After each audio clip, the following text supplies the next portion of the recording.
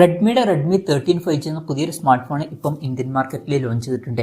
ഈ ഒരു smart phone 14,000 രൂപ പ്രൈസ് റേഞ്ചിലാണ് വരുന്നത്. ഈ ഒരു വീഡിയോയിൽ നമ്മൾ നോക്കാൻ പോകുന്നത് റെഡ്മി 13 5G എന്ന ഫോണിന്റെ ഒരു സ്പെസിഫിക്കേഷൻ അനാലിസിസ് ആണ്. ആദ്യം നമ്മൾ ഫീച്ചേഴ്സും കാര്യങ്ങളൊക്കെ നോക്കുകയാണെന്നുണ്ടെങ്കിൽ ഈ ഒരു ഫോണിൽ എടുത്തു പറയേണ്ട ഒരു കാര്യം എന്ന് പറയുന്നത് ഗ്ലാസ് ബാക്ക് ബോഡി ഒക്കെ കൊടുത്തിട്ടുണ്ട്. പൊതുവേ ഈ ഒരു പ്രൈസ് റേഞ്ചിൽ വരുന്ന ഫോണുകളിൽ പ്ലാസ്റ്റിക് ബാക്ക് ബോഡിയാണ് കാണാറ്. പക്ഷേ ഈ ഫോണിൽ അങ്ങനെയല്ല, ഗ്ലാസ് ബാക്ക് ബോഡി കൊടുത്തിട്ടുണ്ട്. അത് എടുത്തു പറയേണ്ട നല്ലൊരു കാര്യം തന്നെയായിട്ട് നമുക്ക് കൺസിഡർ ചെയ്യാവുന്നതാണ്. ഇനി ഡിസ്പ്ലേയുടെ കാര്യത്തിലോട്ട് വരികയാണെന്നുണ്ടെങ്കിൽ 6.79 ഇഞ്ചിന്റെ ഫുൾ HD+ ഡിസ്പ്ലേ ആണ് ഈ ഫോണിൽ വരുന്നത്. പിന്നെ LCD പാനലാണ് ഇതിൽ ഉപയോഗിച്ചിരിക്കുന്നത്. ഈ ഒരു പ്രൈസ് റേഞ്ചിൽ അത് ഓക്കെയാണ്. AMOLED ഡിസ്പ്ലേ ഇല്ലാത്തത് വലിയൊരു പ്രശ്നമായിട്ടൊന്നും പറയാൻ പറ്റില്ല. എന്നാലും സാംസങ് M34 F34 ഇതുപോലുള്ള ഫോണുകളിലൊക്കെ നമുക്ക് ഈ ഒരു പ്രൈസ് റേഞ്ചിൽ AMOLED ഡിസ്പ്ലേ ഒക്കെ കിട്ടുന്നുണ്ട്. എന്നാലും LCD പാനൽ എന്നുള്ളത് ഓക്കെയാണ് ഈ ഒരു പ്രൈസ് റേഞ്ചിൽ. പിന്നെ പഞ്ചോൾ ഡിസൈൻ വരുന്നുണ്ട്. പഞ്ചോൾ വരുന്ന ടോപ്പ് സെന്റർ ഭാഗത്തായിട്ടാണ്. ഡിസ്പ്ലേയിൽ 120 ഹെർട്സിന്റെ റിഫ്രഷ് റേറ്റും കാര്യങ്ങളൊക്കെ സപ്പോർട്ട് ചെയ്യുന്നുണ്ട്. ഇപ്പം റെഡ്മി 12 5G ആയിട്ട് കമ്പയർ ചെയ്യുകയാണെന്നുണ്ടെങ്കിൽ അതിൽ 90 ഹെർട്സിന്റെ റിഫ്രഷ് റേറ്റ് ആണ് വന്നിട്ടുള്ളത്. അപ്പം അതിൽ നിന്ന് ഒരു അപ്ഗ്രേഡ് ഒക്കെ വരുത്തിയിട്ടുണ്ട്. പിന്നെ ഗൊറില്ല ഗ്ലാസ് 3യുടെ പ്രൊട്ടക്ഷൻ കൊടുത്തിട്ടുണ്ട്. പീക്ക് ബ്രൈറ്റ്നസ് വരുന്നത് 550 നിറ്റ്സ് ആണ്. അപ്പോൾ ഡിസ്പ്ലേ ഫീച്ചേഴ്സ് മൊത്തത്തിൽ നോക്കുകയാണെന്നുണ്ടെങ്കിൽ 14,000 രൂപ പ്രൈസ് റേഞ്ചിൽ അങ്ങനെ എടുത്തു പറയേണ്ട ഫീച്ചേഴ്സ് ഡിസ്പ്ലേയിൽ ഉണ്ടോ എന്ന് വെച്ചാൽ അങ്ങനെയൊന്നുമില്ല. എന്നാലും ഈ ഒരു പ്രൈസ് റേഞ്ചിൽ സാധാരണ കാണുന്ന ടൈപ്പ് ഡിസ്പ്ലേ ഫീച്ചേഴ്സ് ഒക്കെ തന്നെയാണ് ഇതിൽ കൊടുത്തിരിക്കുന്നത്. അപ്പം ഈ ഒരു പ്രൈസ് റേഞ്ചിന് പറ്റിയിട്ടുള്ള തരക്കേടില്ലാത്ത ഡിസ്പ്ലേ ഫീച്ചേഴ്സ് ഈ ഫോണിൽ വരുന്നുണ്ട് എന്ന് പറയാവുന്നതാണ്. പിന്നെ side mounted finger print sensor ഇതിൽ കൊടുത്തിട്ടുണ്ട്. ഫോണിന്റെ വെയിറ്റ് വരുന്നത് 205 ഗ്രാം ആണ്. തിക്നെസ് വരുന്നത് 8.3 mm ആണ്. പിന്നെ IP53 റേറ്റിംഗ് ഇതിൽ സപ്പോർട്ട് ചെയ്യുന്നുണ്ട്. ഈ ഫോണിന്റെ ഓർക്കിഡ് പിങ്ക്, പിന്നെ ഹവായൻ ബ്ലൂ, പിന്നെ ബ്ലാക്ക് ഡയമണ്ട് എന്നീ കളർ വേരിയൻസ് ആണ് ഇപ്പൊ ലോഞ്ച് ചെയ്തിരിക്കുന്നത്. പ്രോസസറിന്റെ കാര്യത്തിലോട്ട് വരികയാണെന്നുണ്ടെങ്കിൽ സ്നാപ്ഡ്രാഗൺ 4 Gen 2 ആക്സിലറേറ്റഡ് എഡിഷൻ എന്നുള്ള പ്രോസസറാണ് ഇതിൽ വരുന്നത്. പഴയ റെഡ്മി 12 5G എന്ന ഫോണിലും സ്നാപ്ഡ്രാഗൺ 4 Gen 2 എന്ന പ്രോസസർ തന്നെയാണ് വന്നിട്ടുള്ളത്. അതിനേക്കാൾ സ്ലൈറ്റ്ലി ബെറ്റർ ആയിട്ടുള്ള ഒരു പ്രോസസറാണ് ഇത് എന്ന് പറയാവുന്നതാണ്. ഭയങ്കര വലിയ ഡിഫറൻസ് ഒന്നും ഇല്ല. അപ്പം പ്രോസസറിന്റെ കാര്യത്തിൽ കാര്യമായിട്ട് വലിയ അപ്ഡേറ്റ്സ് ഒന്നും വരുത്തിയിട്ടില്ല.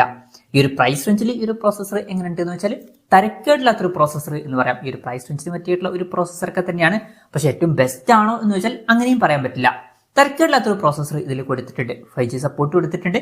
7 5G ബാൻഡ്സ് ഇതിൽ വരുന്നുണ്ട്. പിന്നെ ബേസ് വേരിയന്റിൽ തന്നെ 6GB റാമും 128GB ഇന്റേണലൊക്കെ വരുന്നുണ്ട്. 8GB റാമും 128GB ഇന്റേണലുമായിട്ട് വരുന്ന ഒരു വെർഷനും വരുന്നുണ്ട്. LPDDR4Xന്റെ റാമാണ് ഇതിൽ ഉപയോഗിച്ചിരിക്കുന്നത്. UFS 2.2 സ്റ്റോറേജ് ടൈപ്പും വരുന്നുണ്ട്. മെമ്മറി എക്സ്പാൻഡ് ചെയ്യുന്നുണ്ടെങ്കിൽ ഹൈബ്രിഡ് സിം സ്ലോട്ടും കാര്യങ്ങളൊക്കെ ഈ ഫോണിൽ വരുന്നുണ്ട്. അതായത് മെമ്മറി കാർഡ് യൂസ് ചെയ്യുന്നുണ്ടെങ്കിൽ യൂസ് ചെയ്യാം. പക്ഷെ മെമ്മറി കാർഡ് യൂസ് ചെയ്യുന്നുണ്ടെങ്കിൽ ഒരു സിം മാത്രമേ യൂസ് ചെയ്യാൻ പറ്റുള്ളൂ. പിന്നെ വെർച്വൽ റാം എന്നുള്ള ഫീച്ചർ ഇതിൽ വരുന്നുണ്ട്. അതായത് എക്സ്ട്രാ റാം വേണ്ട സമയത്ത് ഇന്റേണൽ മെമ്മറിയിൽ നിന്ന് കുറച്ച് മെമ്മറി എടുത്തിട്ട് അത് റാം ആയിട്ട് യൂസ് ചെയ്യുന്നതായിരിക്കും. അങ്ങനെ 8GB റാം വരെ എക്സ്ട്രാ നമുക്ക് ലഭിക്കുന്നതായിരിക്കും. IR ബ്ലാസ്റ്റർ എന്നുള്ള ഫീച്ചർ ഈ ഫോണിൽ വരുന്നുണ്ട്. അപ്പം ഈ ഫോൺ നമുക്ക് റിമോട്ടൊക്കെ ആയിട്ട് യൂസ് ചെയ്യാൻ കഴിയുന്നതായിരിക്കും. പിന്നെ വെറ്റ് ടച്ച് എന്നുള്ള ഒരു ഫീച്ചർ ഇതിൽ വരുന്നുണ്ട്. അതായത് ഫോണിന്റെ മുകളിലൊക്കെ ചെറിയ രീതിയിൽ വെള്ളമായാലും നമുക്ക് വലിയ ഇഷ്യൂസ് ഒന്നും ഇല്ലാതെ ടച്ച് ചെയ്ത് യൂസ് ചെയ്യാൻ കഴിയുന്നതായിരിക്കും. പിന്നെ സിംഗിൾ സ്പീക്കറേ ഇതിൽ വരുന്നുള്ളൂ. അത് കുറച്ച് ഡിസപ്പോയിന്റിംഗ് ആയിട്ടാണ് എനിക്ക് തോന്നിയിട്ടുള്ളത്. ഇപ്പം 14,000 രൂപ പ്രൈസ് റേഞ്ചിലൊക്കെ സ്റ്റീരിയോ സ്പീക്കേഴ്സ് കൊടുക്കായിരുന്നു. അപ്പം അത് കുറച്ച് ഡിസപ്പോയിന്റിംഗ് ആയി എന്ന് പറയേണ്ടി വരും. സ്റ്റീരിയോ സ്പീക്കേഴ്സ് ഉണ്ടായിരുന്നെങ്കിൽ കുറച്ചും കൂടി നന്നായേനെ. പിന്നെ 3.5 mm ഓഡിയോ ജാക്ക് ഈ ഫോണിൽ വരുന്നുണ്ട്. Android 14 ബേസ് ആയിട്ടുള്ള HyperOS സോഫ്റ്റ്വെയർ ആണ് ഈ ഫോണിൽ വരുന്നത്. 3 കൊല്ലത്തെ OS അപ്ഡേറ്റും 4 കൊല്ലത്തെ സെക്യൂരിറ്റി അപ്ഡേറ്റ്സും കാര്യങ്ങളൊക്കെ ഇതിൽ ലഭിക്കുന്നതായിരിക്കും. ക്യാമറയുടെ കാര്യം പറയുകയാണെന്നുണ്ടെങ്കിൽ ഫോണിന്റെ പിന്നിൽ ഡ്യുവൽ ക്യാമറ സെറ്റപ്പാണ് കൊടുത്തിരിക്കുന്നത്.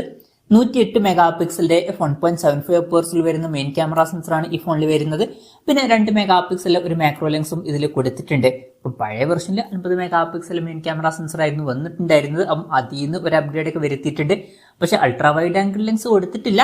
പക്ഷെ ഈ ഒരു പ്രൈസ് റേഞ്ചിൽ അത് വലിയൊരു കംപ്ലൈന്റ് ആയിട്ട് പറയാനും പറ്റില്ല.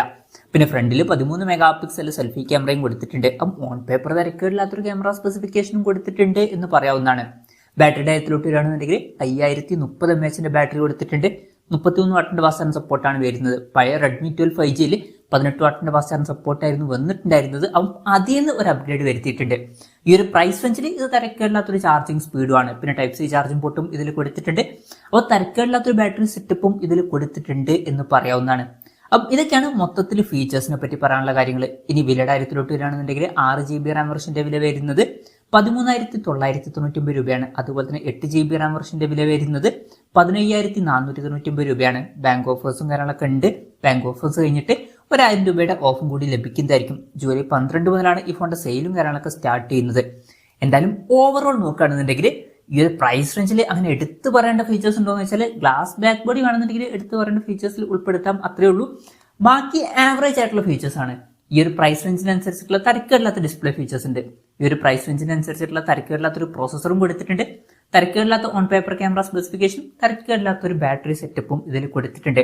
അപ്പം ബാലൻസ്ഡ് ആയിട്ടുള്ള ഫീച്ചേഴ്സും കാര്യങ്ങളൊക്കെ ഇതിൽ വരുന്നുണ്ട് എന്ന് പറയാവുന്നതാണ്. എനിക്ക് ചെറിയൊരു മിസ്സിംഗ് ആയിട്ട് തോന്നിയിട്ടുള്ളത് സ്റ്റീരിയോ സ്പീക്കേഴ്സ് കൊടുത്തിട്ടില്ല എന്നുള്ളതാണ്. അതും കൂടി ഉണ്ടായിരുന്നെങ്കിൽ കുറച്ചും കൂടി നന്നായേനെ.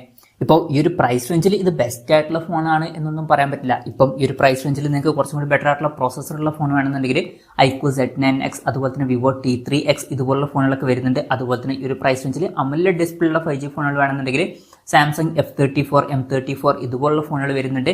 പിന്നെ ക്യാമറയിൽ വോയിസ് വേണമെന്നുണ്ടെങ്കിൽ മോട്ടറോളയുടെ ചില ഫോണുകൾ വരുന്നുണ്ട്. അതുപോലെ തന്നെ സാംസങ് F34, M34 എന്നീ ഫോണുകളിലൊക്കെ വരുന്നുണ്ട്.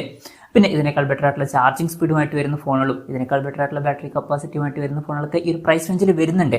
എന്നാലും ചില ആൾക്കാർക്ക് റെഡ്മിയുടെ തന്നെ ഒരു ഫോൺ വേണം എന്നൊക്കെ ഉണ്ടായിരിക്കും. അങ്ങനെയുള്ളവർക്ക് ഈ ഒരു പ്രൈസ് റേഞ്ചിൽ ഈ ഫോൺ കൺസിഡർ ചെയ്യാവുന്നതാണ്. അപ്പം ഈ ഒരു പ്രൈസ് റേഞ്ചിൽ ഇത് തിരക്കേടില്ലാത്ത റെഡ്മിയുടെ ഒരു ഫോണാണ് എന്നൊക്കെ പറയാവുന്നതാണ്. എന്തായാലും ഈ ഒരു ഫോണിനെ പറ്റിയിട്ടുള്ള നിങ്ങളുടെ അഭിപ്രായം ജസ്റ്റ് ഒന്ന് കമന്റ് ചെയ്യുക.